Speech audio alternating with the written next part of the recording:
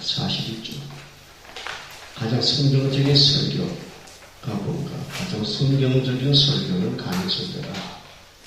그리고 그 강의 설교가 왜 성경적인가 라는 것을 우리가 저번에 조금 다루다가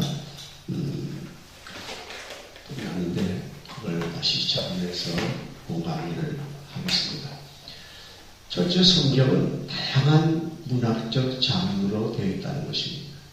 문학의 패턴이 다양하다는 거예요. 한국의 개신교가 전파된 후에 한국 교회에서 선포된 설교는 주로 제목 설교였습니다. 토피컬, 주로 제목 설교였어요. 토피컬 설교를 해가지고, 이 제목 설교는 이 상황 설교로 설교의 출발점을 잡습니다. 다시 말하면 본문이 아니에요. 상황을 우선 시작으로 하는 거예요. 어떤 라이프 시츄에이션, 어떤 사람의 삶의 문제를 우리가 설교에서 찾으려고 하는 건데, 이렇게 되기 때문에 본문이 아니고 삶의 현장부터 설교를 준비하기 때문에 이것은 상황 설교가 된다 이 말입니다. 특별히 상황 설교의 대가라고 말할 수 있는 해리 에머슨 프로스트라는 사람은 설교는 뭐냐? 회중들이 직면하고 있는 문제로부터 시작돼야 된다. 이렇게 주장한 바가 있습니다. 그러나 회중의 문제 해결을 위한 것이 설교의 출발점이 된다면 설교자가 본문의 말씀에 대해서는 그렇게 귀를 기울이지 않아요. 또 그렇게 노력도 하잖아요. 본문의 말씀과 의도에 경청을 하기보다는 본문이, 오늘 성경 본문이 회중의 삶에 얼마나 많은 유익과 이익을 가져줄 것인가, 거기에 대한 관심을 갖는다는 거예요. 성경에서 말하고 있는, 오늘도 살아계신 하나님께서 성경의 본문을 통하여 오늘 우리의 삶 속에 무슨 말씀을 주시는가, 그걸 드려야 되는데, 상황부터 시작되는 설교는 그 하나님 음성을 듣기 이전에 사람들의 유익과 이득을 위해서 말한다는 것입니다. 다분히 공리주의적이고 실력주의적인 성경의 해석에 접근하기 쉽다 이 말입니다. 그러나 강의 설교는 본문부터 설교가 시작되기 때문에 상황 설교보다도 더 성경적이다, 더 성경적인 설교다 이렇게 말할 수가 있습니다. 대부분의 강의 설교는 본문에서 주제를 발췌하여 주제를 본문에서 찾습니다. 또 그 주제를 설명합니다. 또 주제를 증명합니다. 그걸 전개시킵니다. 그래서 우리 삶 속에 적용하기 위하여 무엇이든 간에 다 제쳐놓고 본문부터 출발한다.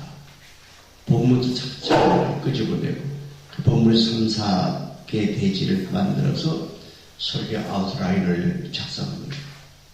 또한 각 대지를 설명하기 위하여 이제 애화가 하나의 실제의 애화가 필요합니다. 그런데 대부분의 강의 설교는 본문의 문학적인 장르, 다시 말하면 어떤 문학의 형식이냐 패턴이냐 그런 게 관계없이 대개 세 가지 대지와 애화로 설명하게 됩니다.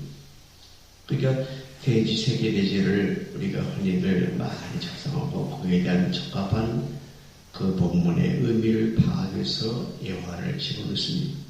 바울의 서신을 강의하건 또는 예수님의 비유의 말씀을 설교하든 구약의 역사서를 강의하든 간에 한결같이 똑같은 형태의 설교를 한다는 거예요. 강의 설교.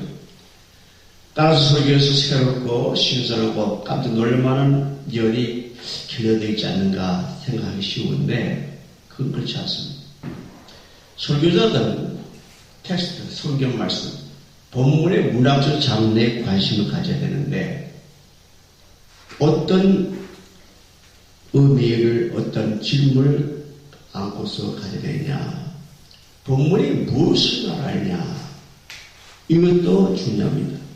오늘 본문이 무엇을 말하느냐, 이것은 뭐 추해로 우리가 생각할 수가 있고, 오늘 저자의 의도가, 하나님의 의도가 저자를 통하여 무슨 말씀을 하고자 하는가, 무엇을 말하는가 거기에 관심도 가져야 되겠지만 더욱더 중요한 것은 어떻게 말하는가 이 말이에요. 어떻게 본문이 어떻게 말하냐 여기에 관심을 갖는 것이 중요하다. 성경에는 한 가지 형태의 문학적 장르만 수록되어 있지 않고 다양한 문학적 장르가 포함되어 있습니다. 그러하기에 설교자는 예수님 비유와 바울의 서신을 좀 다른 방식으로 설교해야 된다. 이렇게 우리가 생각할 수가 있습니다.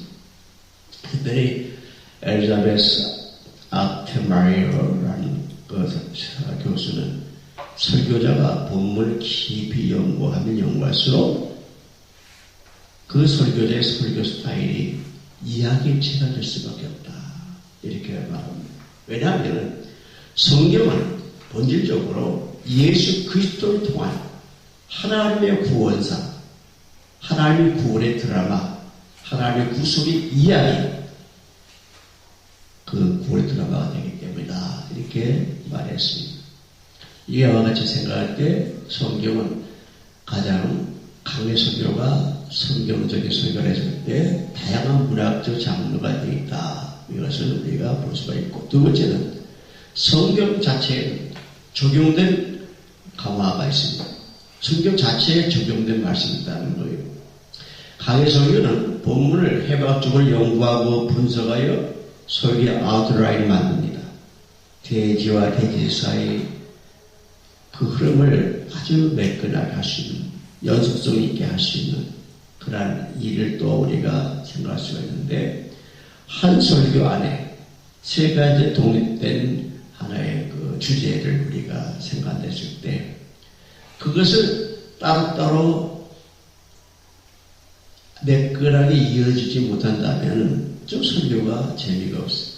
다시 말하면 설교가 이렇게 무르듯이 흘러가지 않아요. 한 주제를 가지고, 중심 주제를 가지고 설교 제목을 중심으로 했을 때, 그때는 이제 우리가 애화를 느끼기도 하고, 특별히 모르느냐 하나의 전환 문장이라고 해서 소론에서 본론 들어갈 때나 1대지에서 2대지 또 2대 3대 들어갈 때 그 대지를 연결시켜주는 그런 문장, 그것이 바로 전환 문장이라고 말하는데 그것이 굉장히 필요합니다. 소론과 본론 사이나 대지 사이를 전환 문장으로 잘 이해해야 한다는 거예요. 그래서 설교는 목적지를 향하여 떠나는 여행과 같습니다. 사람이 어떤 목적지를 향하여 여행을 떠날 것 같기 때문에 계속 움직임이 있어야 되고 계속 흐름이 있어야 돼요. 이게 설교자들에게 가져야 될 하나의 자세입니다. 그래서 그 강의 설교는 이와 같이 계속 움직임이 있어요. 계속 기다려지는 거예요. 그 충중들이. 무슨 말씀 하실까? 그 다음에 무슨 말을 할까? 긴장감을 가지고 기다리는 거예요. 왜? 계속 움직임이 있으니까.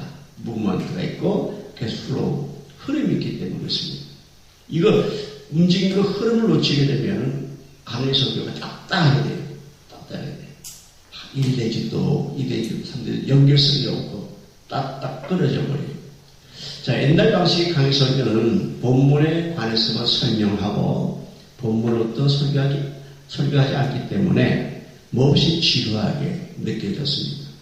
다시 한번 현실 삶에 연관되지 않는 그런 말을 많이 했어요. 그런 메시지가 됐어요. 그래서 최근의 강의 설교는 무엇보다도 이 적용을 굉장히 강조합니다. 왜냐하면 우리가 본문에 관해서만 설명하게 되면 하나님에 관해서, 성경에 관해서, 성경에 나와 있는 본문에 관해서만 설명하기 때문에 직접 이것은 체험적인 거라 말씀이 될 수가 없어요. 삶을 움직이시는 그런 말씀이 될 수 없다는 거예요. 그러니까 know about God이 아니라 knowing God이 하나님의 체험을 통해서, 하나님의 만남을 통해서 우리가 알 수 있는 그러한 지식, 그런 체험적인, 경험적인 걸 통해서. 그러니까 우리 신앙이라는 것은 성경의 이론만 가지고 신앙이라 이렇게 말하는 것보다는 체험적인 신앙이 진짜 확신을 갖다줍니다. 그래서 신학교가 메마른 신학이 될 수밖에 없는 이유가 뭐냐면 know about God, know about Bible, 성경에 관해서만 가르친다는 거예요. 직접 하나님과의 만남을 통해서 예수님의 만남을 통해서 체험적인 알미 아니라 남의 말을 통해서 전달받는 그러한 알미이기 때문에 능력이 없다는 거예요. 힘이 없다는 거예요. 그만치. 그래서 우리가 항상 생각할 때 신학이라는 것이 경건의 훈련을 겸해야 되는데 오늘 신학교들이 경건의 훈련을 잘 안 합니다. 예. 그리고 우리가 공부할 때는 그래도 체프 시간도 있지만 체프 시간도 그래도 재미도 없어요. 예, 그 시간에 산으로 올라가요. 사람들이 산 올라가서 가서 기도하는 거예요. 예. 그게 기도하시는 건 낫더라고요. 체프 시간에 교수들 설교해야 딱딱하고 재미도 없고 은혜도 없고 체험적이 아니니까 이름은 딱 정리해서 전하기 때문에 마음에 닿는 게 없어요. 예, 그래서 얘랑 뭐랬다 주님 만나야 되겠다 올라가는 거예요. 여기 기도원이 그 굉장히 좋은 장점 있잖아요. 답답할 때 뭐 방을 부술 것 같은 데 가서 뭐 엎드려 기도하면요 얼마 좋아. 그래서 우리는 이 성경 말씀을 아는 것도 know about God이 아니라 knowing God이 체험. 그래서 이 알미라는 것을 사도 바울도 이야기했지만은 안다 이 말은 하나의 깊은 관계를 말하는 거예요. 남녀의 그 깊은 관계. 쉽게 말하면 야다다. 야다란 말은 하나의 성적인 관계다. 그 정도로 아주 체험적이고 부딪혀서 알아지는 알. 이런 신앙이어야 된다는 거예요. 그래서 오늘 최근에 적용에 대한 문제를 많이 이야기하는 것은 그것 때문에 그렇습니다. 네. 그 유명한 마르트 라이펠드라는 교수는 강의 설교는 적용이 있어야 한다. 적용이 없는 하나의 본문 주에 이것은 강의 설교가 아니라는 거예요. 적용이 없는 것은. 그래서 적용의 중요성을 강조합니다. 현대 강의 설교에서는 적용을 중요시하기에 설교자가 이 본문의 말씀을 회중의 삶에 적용시키는 과정에 메시지를 하나의 도덕적 교훈으로 이렇게 둔갑시키고 싶다는 거예요. 적용이 없다 보면 어떤 도덕적인 설교, 회중이 무엇을 해야 하는가, 오늘 무엇을 행해야 되고 어떤 성품을 지어야 되는가, 이 믿음을 굳건하기 위해서는 복음을 하나의 윤리적인 삶의 원칙으로 제시할 수밖에 없습니다. 그런데 우리는 어떤 윤리적인 도덕적인 그런 삶을 위해서 성경을 말하는 것도 있습니다만 그게 목적이 아니에요. 성경은 도덕과 윤리의 중요성을 말하고 있지만은 성경 우리에게 예수 그리스도가 누구인가, 나 어떤 관계인가, 예수 그리스도의 인격이, 예수 그리스도의 성품이 뭐고, 예수 그리스도의 사역이 어떤 것이었고, 예수님의 가르침이 뭔가, 예수님의 성품과 예수님의 가르침과 예수님의 사역을 통해서 우리는 또 그와 같이 의로운 삶을 살아야 되겠다, 성별된 삶을 살아야 되겠다, 진실한 제자의 삶을 살아야겠다라는 것이 되어지는 거죠. 그러나 설교자는 성경이 하는 방법으로 성도의 윤리적인 삶을 촉구해서 안 됩니다. 성경 무엇보다도 하나님께 중요한 관심을 집중하고 그 다음에 인간에게 관심을 기울여야 돼요. 그러니까 먼저 하나님 우선이고 그 다음에 인간. 먼저 하나님 선포하고 사람. 예. 나도 우리 성경을 읽을 때 먼저 신학화해야 된다. theologize라고 쓰는데 theologize, 신학화한다. 그런 다음에 어떻게 도덕화하는 거예요.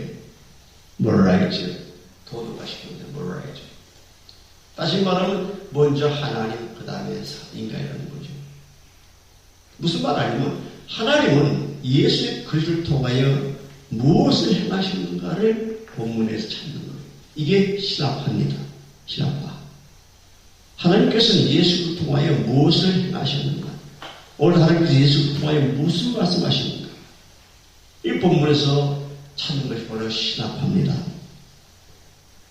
그래서 우리를 위하여 행하신 은혜스러운 일에 비추어서 우리가 무엇을 행해야 되는가라고 본문에서 말해야 된다는 것입니다. 그래서 항상 예수 그리스도. 예를 들면 요셉의 기사에서 우리도 이렇게 설교하면 안 됩니다. 또 도덕적 소리가 되고 말이에요. 요셉처럼 정죄 갑시다. 도덕적으로 온전 삶 삽시다. 요셉은 유혹을 받았지만 바세바가 유혹을 받지만 뿌리치고 정절을 지켰습니다. 우리도 그렇게 합시다. 이렇게 하면 인본주의적인 소리가 되고 말아요. 성경 해석 도덕적으로 해석하고 마는 거예요. 그런데 요셉은 안 그랬어요. 첫째, 요셉 형들에게 창세기 50장 20절 말씀 보면은 50장 20절에 당신은 나를 해야 했으나 하나님은 그것을 선으로 바꾸어 오늘과 같이 많은 백성의 생명을 구원하게 하려 하십니다. 이렇게 말합니다. 먼저 요셉은 하나님의 구수사적인 그런 안목에서 먼저 해석을 하는 거예요. 그 해석이 바로 신본주의 해석이고 신학적인 해석이라는 거예요. 이게 바로 신학파라는 거예요. 먼저 그걸 강조하는 거예요. 그런데 설교가 자주다 보면은 어떤 그 상황에서 설교를 작성한다면은 그 상황에 설교가 맞추기 때문에 굉장히 위험하죠. 그럼 그게 안 맞을 때 어떻게 할 거예요? 또 다른 경우일 때는. 예를 들어 성경이 난두치라는 건 성경을 써. 일주일에도 변함이 없는데. 그래서 항상 우리는 이와 같이 성경에는 적용된 내용이 있다는 것, 적용된 말씀이 강조되고 있다는 걸 봐야 됩니다. 세 번째 뭐냐? 성경 말씀은 절대 자의적, 우의적, 우화적 이런 말씀인데 우화적, 우의적, 자의적 알레골리아는 걸 말하는데 이 엘리고리즘이라 영어는 엘리고리즘이라고 쓰는데 이건 알레고리라고 이렇게 엘리고리를 표현하죠. 유명한 샌더스 교수는 샌더스는 우리는 성경을 도덕적으로 읽기 전에 먼저 신본주의적이며 그 다음에 신학적으로 읽어야 한다. 여기 비추어 도덕적인 삶의 교훈을 찾아야 한다. 이렇게 말합니다. 우선 순위가 하나님 관계, 그 다음에 남의 인간. 많은 설교자들이 성경 본문을 신학적으로 읽기 전에 본문을 도덕화하는 거예요. 먼저 삶에 적용시키는 경향이 있습니다. 하나님이 말씀한 걸 듣지 않냐고 먼저 인간의 말을 듣는 거예요. 그러니까 도덕화에 삶을 적용시키는 경향이 있기 때문에 먼저 그런 걸 생각하는 거예요. 우리 성도들이 요즘 어렵다. IMF 맞이해서 경제 어렵다. 이 경제 어려운 것을 딱 시작해서 성경 본문을 찾는 거예요. 아주 인숙되게 되고 말아요. 이렇게 되면. 강해설교는 성경 어느 책을 연속적으로 강의해도 정말 하나의 흐름이 있어요. 달라스의 제1침략의 크리스웰이라는 목사는 창세기 요한계시록까지 장마지 성경을 18년 동안 설교를 했습니다. 강의 설교. 18년 동안. 대구에는 동북의 김석태 목사 서울공대 출신인데, 이분은 내 후배인데, 이분은 창세기부터 계시록까지 11년 동안 강의를 했습니다. 11년 동안. 11년 동안 강의를 했어요. 11년 동안. 그렇게 했고, 이와 같이 생각할 때 마틴 로이드 존스 목사님은 장마지 로마서 1장 처음에 1장부터 했다. 1장부터 존스 목사님은 1장 따니고 1장부터 14장까지 했어요. 1장 14장 17절까지 했어요. 로마서가 16장 27절까지 있잖아요. 이게 전부인데 이 로이드 존스 목사님은 로마서 1장부터 14장 17절까지 그렇게 하는데 14년간이나 연속 강의를 했습니다. 14년. 근데 그건 계속 주일날 주일 전에 한 게 아니라 매주 목요일만 그렇게 해서 14년을 설교했습니다. 그래서 성경 어느 한 책을 택하여 연속 강의를 하다 보면 특히 구약에 설교할 때요 난해한 구절이 나옵니다. 아주 어려운 말들이 나와요. 그렇게 오늘 설교는 본문을 어떻게 해요? 자기 모르니까, 신기가 없으니까, 엘리고리, 다시 알레고리하게 해석하는 거예요. 비유적 해석하는 거네, 또 그다음에 의적으로 우화적 해석하는 거예요. 그러니까 그런 시험 많이 받게 됩니다. 여러분 성경을 잘 모르잖아요. 그러면 그렇게 해석을 하려고 그러다. 그러니까 우리나라 사람은 그거는 더 잘해요. 왜? 우리나라 사람들 종교성이 뭐냐면 우리는 종교학적으로는 미신적인 선서였기 때문에 무당의 해석법을 따라갑니다. 그렇게 했고 잘 모르는 그건 아니죠. 설교자들 가운데 나뉘는 구절을 의적으로 우화적으로 또 비유적으로 해석하는 경향이 굉장히 많습니다. 미국의 유명한 강의 설교자는 게리 바인스죠. 게리 바인스 목사는 이걸 말했어요. 정말 너무나 의적으로 해석하는 것은 아니다. 한국에서 그 내수동교회 다니면서 돌아가셨죠. 박희천 목사님이 우리 이제 공부할 때 설교를 가르친 분인데 이분은 성경을 얼마나 많이 읽는지 몰라요. 성경을 계속 읽으세요. 시간이 있어요. 그래가지고 이 사람은 한국 강단에서 우의적 해석하는 것, 우화적으로 비유적 해석하는 것, 이게 독수라고 해서 독수. 이게 독이다. 성도들의 독을 먹이는 거다. 이 정도로 해석을 우의적으로, 우화적으로 비유적하는 걸 안 좋게 생각해요. 그렇지만 물론 성경 안에도요 우의적 해석이 나온 구절이 있습니다. 사도 바울도요 로마서 4장에서 사라와 하갈의 이야기를 하면서 사라와 하갈을 어떻게 비유적으로 얘기하냐면 우의적으로 사라를 애더냐 그 다음에 하갈을 세우냐 또 종과 자유로 종과 자유를 이렇게 우의적으로 해석하는 경우가 있었습니다. 또 복음서의 비유도 마찬가지. 마가복음 4장에 14, 20절 말씀도 그래요. 우의적으로 해석을 하는 것이 나옵니다. 그러나 성경의 기록자들은 특별한 경우를 제외하고는 우의적 해석을 절대 하지 않습니다. 스스로 그걸 하지 않도록 제한하고 있는 거예요. 그래서 앤더스가 그랬죠. 뭐라고 오늘날의 성경 해석자들은 성경 기록자들처럼 우의적 해석을 원칙적으로 사용해서 안 된다. 우의적 해석은 뭘 빼놓게 되냐면 본문의 역사적 상황을 무시해버리는 거예요. 본문이 그 시대의 역사적 상황 속에 주신 말씀이거든요. 하나님이. 근데 본문의 역사적 상황을 전혀 고려하지도 않는 해석이고 또 본문의 명백한 문자적인 의미가 있어요. 우리가 언어의 문화를 사용해서 언어 문화를 사용해서 글을 썼기 때문에 성경을 하나나라 말을 쓴 거 아닙니다. 성경은 하나님의 그 나라 말을 쓴 게 아니고 우리가 사용하는 문화 속에 언어를 가지고 사용했기 때문에 반드시 그 시대의 문자적 의미를 우리가 알아야 됩니다. 그러니까 되게 비유적으로 우의적으로 우화적으로 성경 해석하는 사람은 그 성경을 쓰여졌을 때 당시의 역사적인 그런 상황 또 그다음에 문자적인 의미 이걸 무시해버리는 거예요. 그게 자기 못대로 해석하는 거예요. 그러니까 엄청난 그런 오용을 다시 잘못 사용을 할 수밖에 없다는 거죠.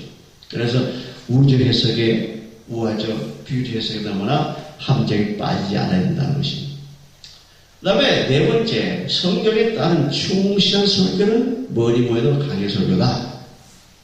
위에서 지적한 몇 가지 유의할 점에서 우리가 생각할 때 강의 설교는 본문에서 출발해 본문을 강의하기에 상황 설교보다 훨씬 더 성경적인 것이다.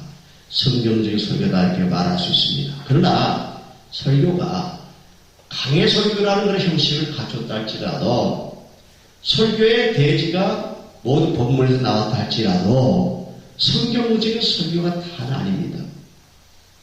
설교자의 해석적인 안목 설교자의 영성, 물론 지성도 필요하지만 설교자의 해석학적 안목, 또 신학적인 전제, 어떤 신학의 노선을 걷고 있는가, 개혁주의 신학 사상 가지고 있나, 자유주의 신학 사상 가지고 있나, 정통 보수주의 신학을 사상 가지고 있나, 그 입장에 따라서 성경적 설교가 될 수 있고 안 될 수 있습니다.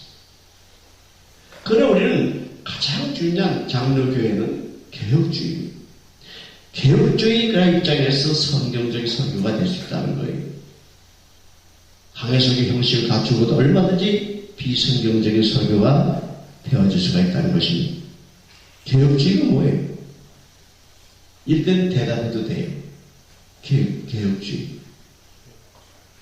개혁주의가 세 가지 특징이 있으면 첫째, 성경 중심. 다시 말하면 교리 중심이라는 거예요. 두 번째는 뭐냐? 경건. 파이티즘, 경건. 더그마티즘, 파이티즘. 세 번째는 문화주의. culturalism. 문화주의. 왜 문화를 우리가 생각하냐면 성경은 우리 문장, 우리 문학의 장르를 빌어서 쓴 책이기 때문에 바로 이 문화를 모르고는 언어를 모르고 문자를 모르고 문법 모르고 역사적 배경 이런 거 모르고는 바르게 우리가 알 수가 없다. 그래서 개혁주의에서는 이 문화를 굉장히 강조합니다.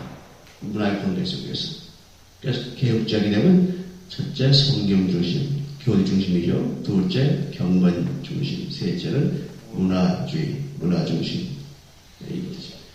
자, 제목 설교를 할지라도 본문의 메시지와 의도를 신실하게 설교로 반영할 때는 성경적 설교가 될 수가 있습니다. 제목 설교를 할지라도.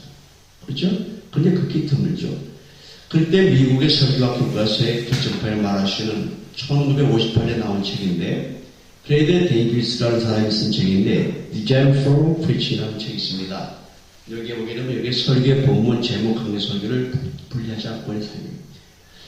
그러니까 우리가 이제 왜 그러냐면 강의 설교하는 건 어떤 건 서른도 볼도 구분 안 돼. 어떻게 어떤 대지도 구분 안 돼. 그지 뭐 처음부터 시작해 끝까지 똑같아. 이런 사람도 있어요.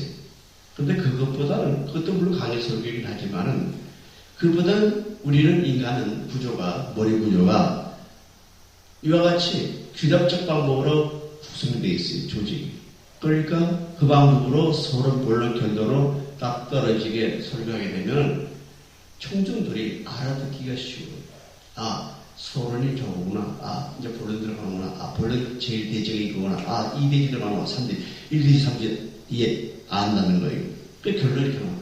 이게 딱 우리 머리가 기납적 방법으로 형성되기 때문에 기납법적인 설교, 강의 설교가 이와 같이 서로 본론 결론을 해서 대지를 나눠 잔 것이 가장 우리가 이해하기 쉽다 이겁니다.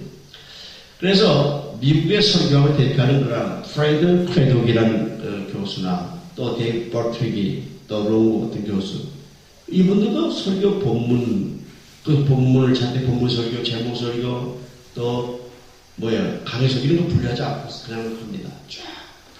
네. 그러나 그들은 성경적인 설교를 했다는 거예요.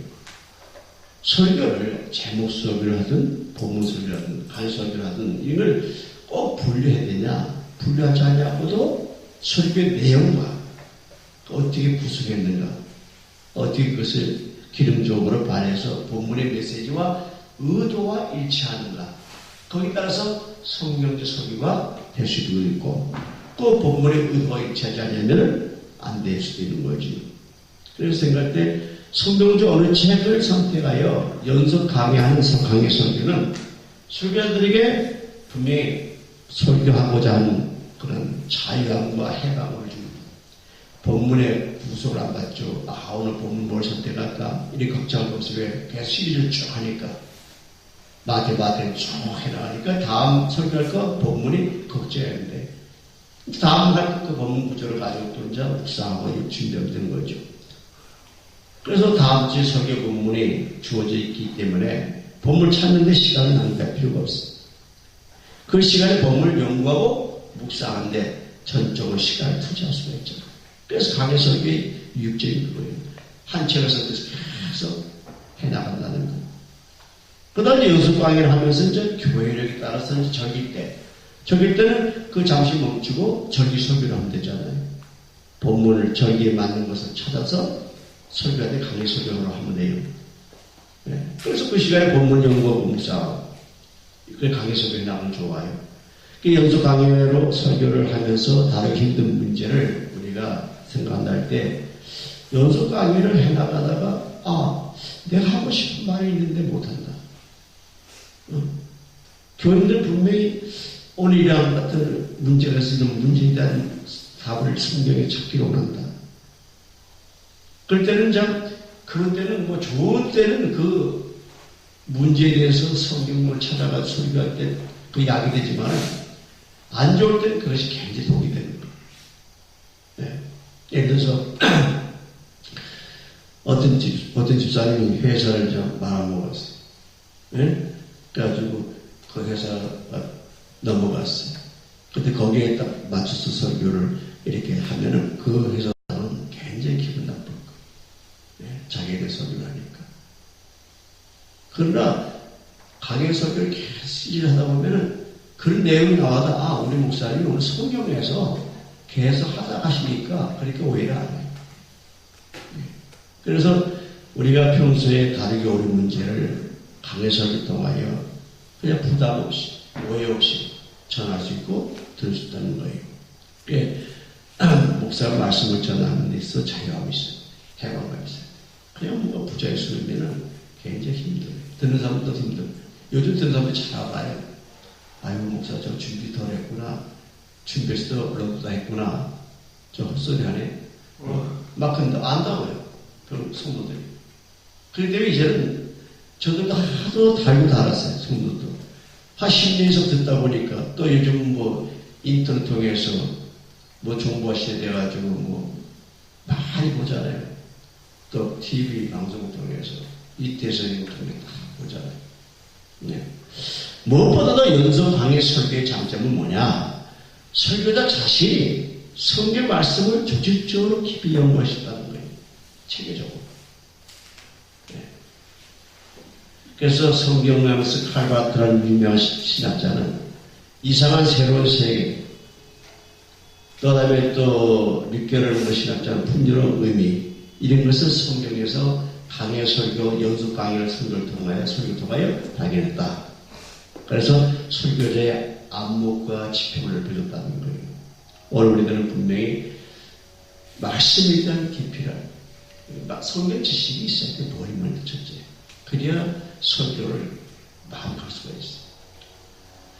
또 설교자들이 신문도 보죠. 시사상을 띈 제목이나 자기가 좋아하는 걸 주제를 갖고 설교하는 그 제목 설교보다는 강의 설교는 설교자들이 본문에 훨씬 충실하면서 본문이 말하게끔 하기에 강의 설교를 통해 한국교회의 설교가 더더 성경적으로 들어와요. 말씀 들어와요. 그래서 제목 설교나 이런 설교 듣게 되면요, 다 잊어버려요. 기억나는 것은 뭐 애화나 웃기는 거 그런 거 좀 기억날까요? 아무런 내 영적인 도움이 안 돼요. 그러나 강의 설교는 다 집중했기 때문에 거기 계속 남는 거예요. 또 다음 주에 무슨 설교 할까 기다려주는 거예요. 또 본문을 또 찾아보고 읽게 되고 또 생각하게 되고. 그 강의 설교 통하여 한국 강단이 성경적인 그런 설교가 되어져야 되고 또 그 다음에 모든 그런 말씀의 깊이를 알아요. 말씀 놓치게 되면요 다 무너집니다. 서양 교회 한동안 얼마나 말이 풍성장했어요. 스포츠 목사님이 목회했던 그런 영국의 메트로폴리탄 처치하는 그런 교회는 3층 건물인데 그때는 뭐 차고 먼저 복도도 차고 다 찼어요. 근데 지금은 1층만 있어요. 2층, 3층은 다 문 잠고 있고 1층도 다 안 차고 그래서 왜? 말씀이 약해요. 말씀 붙잡히지 않아요. 마지막 남는 자는 말씀이 붙잡힌 자로 남는 거예요. 말씀이 가장 귀한 거예요. 그래서 우리 시대는 앞으로 미래의 신학은 이와 같이 말씀을 깊이 들어가서 강의 설교하는 거. 그 강의 설교는 무엇인가? 그 강의 설교를 어떻게 만드는 것인가? 이 말이에요. 가장 성경적인 강의 설교라고 말할 때. 사람마다 이 강의 설교의 정의를 달리 말할 수가 있습니다. 강의 설교란 주어진 성경, 본문의 텍스트, 본문을 어떻게 하냐? 문자적, 문법적, 역사적 방법으로 해석하고, interpretation. 다시 본문이다. 직접 본문이 있어요. 텍스트의 본문을 가지고 그것을 이제 문자적, 문법적, 역사적인 방법으로 해석하는 단계가 있고, 그 다음에 이 계시 전 역사 속에서 다시 말해 그리스도의 빛의 조명 안에서 본문을 조망하는 신학적으로 해석이 되죠. 하나님이 그리스도가 무엇을 하셨는가? 이와 같이 신학화하는 신학적으로 해석을 해야 돼요. 네. 자, 앞서는 문자적, 문고지, 역사적, 배경적 해석했지만, 이제 또 신학적도 해석해요. 그런 것을 어떻게 일정하게 모아서 조직하는 거예요. 조직. 네? 구성한다는 거예요. 그리고 이제 그것을 어떻게 해요? 청중들에게 적용시키는 설교. 이게 바로 강해설교입니다. 여기에 보게 되면, 자, 강해설교는 주어진 성경 본문을 문자적, 문고지, 역사적 방법으로 해석한 것과 계시의 전 역사 속에서 즉 그리스도의 빛 안에서 본문을 적용하는 신학적으로 해석한 것을 어떻게 일정한 조직하에 현대 청중에게 적용시키는 설교다. 네 가지가 나와요. 주제가 네 가지. 네? 강해설교. 첫째 본문, 그 다음에 해석, 그 다음에 조직, 그 다음에 적용. 네 가지. 이 네 가지 구성 요소를 중심으로 강해설교에 작성하는 것입니다. 그럼 한번 설명해봅시다. 자세한 것은 나중에 이제 설명했지만 본격적으로 우리가 소원을 작성하고 올 때가 그 전에. 첫째, 법을 선택과 중심 내용 찾기가 중요합니다. 법을 선택한다는 거. 이거 우리가 강의에서는 책을 선택하기 때문에 큰 문제가 안 되죠. 그러나 이것을 법을 선택을 한 장 다 할 거냐? 몇 점 할 거냐? 이게 중요한 거예요. 어느 정도 할 거냐? 몇 점을 할 거냐? 이걸 쭉 잘라서 하는 게 아닙니다. 네. 다시 말하면 법문을 선택할 때 그 구절을 보게 되면 구절에도 단일한 사고 단위가 있어요. 다시 말하면 단일한 사고 단위가 있어요. 그 뭐냐면 같은 중심 사상 가진 그 내용이 담긴 절이 있다는 거예요. 5절도 7절 하든가 9절 하든가 내용이 있어요. 그러니까 강해설교는 철저히 법문 중심의 설교이기 때문에 법문 없는 강해설교는 생각도 찰 수 없는 거예요. 강해설교에 있어서는 법문이 말한 대로 해요. 본문이 말하라 말하고 가라면 가고 돌아서 울라모르고 엎드리고 이와 같이 본문이 서라면 서요. 본문이 말하면 설교도 말하고 본문이 침묵하면 설교도 침묵하고 설교자의 주관이나 감정이 중요한 것이 아니라는 거예요. 설교. 본문이 무엇을 말하고 있는가? 이거예요. What does it say? 무엇을 말하고 있는가? 그 구절들이 무엇을 말하고 있는가? 이게 중요한 거예요. 그러니까 본문과 연관의 설교가 고려될 것은 이 두 가지 있습니다. 하나는 뭐냐면 본문의 선택입니다. 어떻게 본문을 선택할 것이냐. 강의 설교를 하기 위해서 맨 먼저 해야 될 것이 뭐냐. 본문의 선택입니다. 근데 본문의 선택은 단일한 사고 단위를 중심으로 결정해야 됩니다. 사고 단위가 있다는 거예요.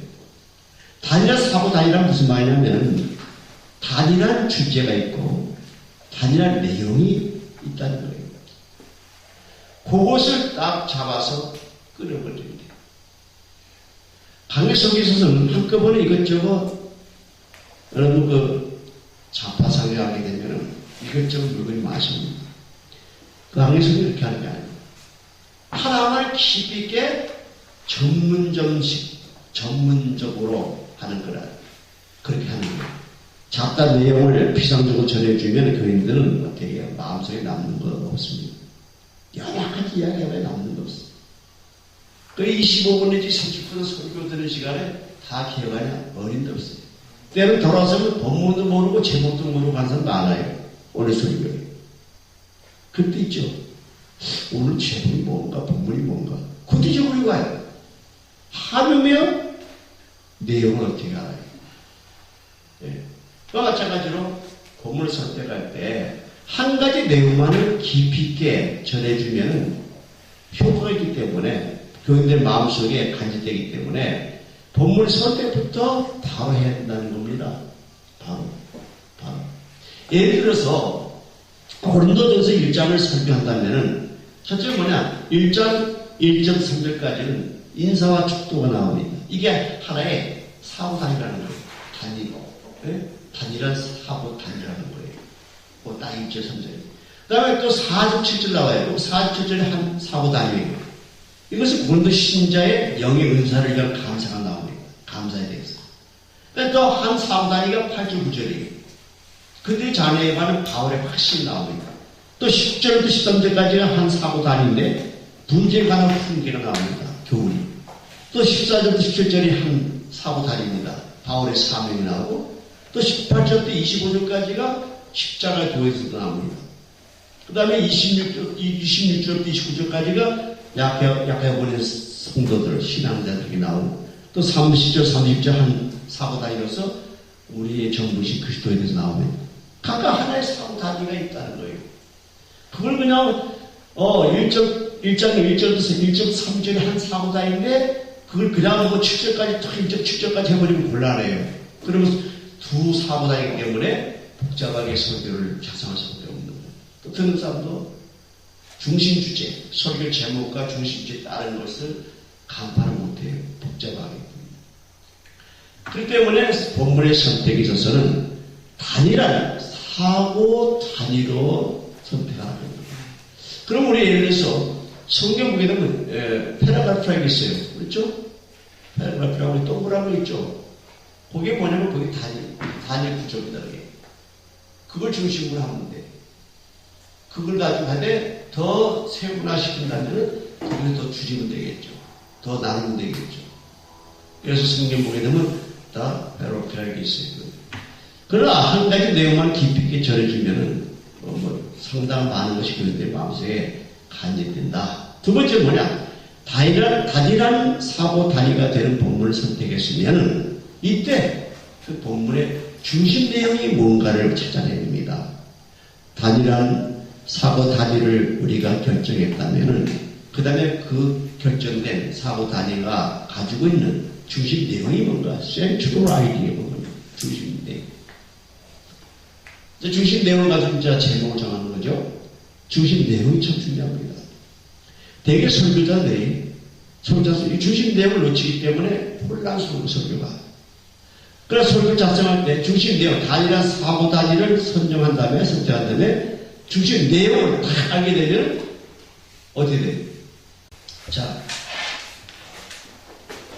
그래서 두 번째 단일한 사고 단위가 되는 본문을 선택했다면 이제 그 본문의 중심 내용을 우리가 찾아야 된다는 거예요. 중심 내용. 그 중심 내용이란 본문의 핵심적인 내용에 총적인 필요를 감안하여 보편적인 그런 알아두시는 말을 표현하는 제목을 말하고 제목. 이것은 이제 어려운 말로 명제라고 하면 제목입니다. 어떤 논리적 판단의 내용과 주장을 하나의 말로서, 언어로, 기호로서 표현하는 걸 말하는데, 예를 들어서 이겁니다. 이 중심 내용에서 뭐냐면, 우리가 이제 하나의 본문을 선택했다면, 그 본문에 주는 중심 내용을 찾는다 할 때, 이런 거예요. 예를 들어서, 한 문장에, A는 B다. 이런 경우에, A는 B다. 이걸 찾으라는 거예요. 간단한 문장. 이게 바로 중심 내용입니다. 네. 그래서 우리가 제목이라 말할 제목. 설교자가 총중의 마음속에 심어주고자 하는 진리를 한마디에 표현하는 말이에요. 한마디로 말해서 본문이 뭔가? 그 중심 주제입니다. 그런데 중심 내용은 반드시 주어와 수로로 만들어야 됩니다. 주어와 수로로 구성되어 있다는 거예요. 주어와 수로. 네? 그런데 우리 문법상의 주어와 수로하고 주어하고 동사이죠. 주어 수로하고 내용상의 주어와 수로는 차이가 있습니다. 이걸 아셔야 됩니다. 우리 문법 배우잖아요. 문법의 주어 동사 배우잖아요. 주어와 수로 배우잖아요. 그것과 우리 성경에서 말하는 하나의 중심 주제에서 말하는 그러한 내용, 주어 수분 내용이 다릅니다. 그건 좀 이따가 설명하겠습니다. 잠깐 쉬겠어요.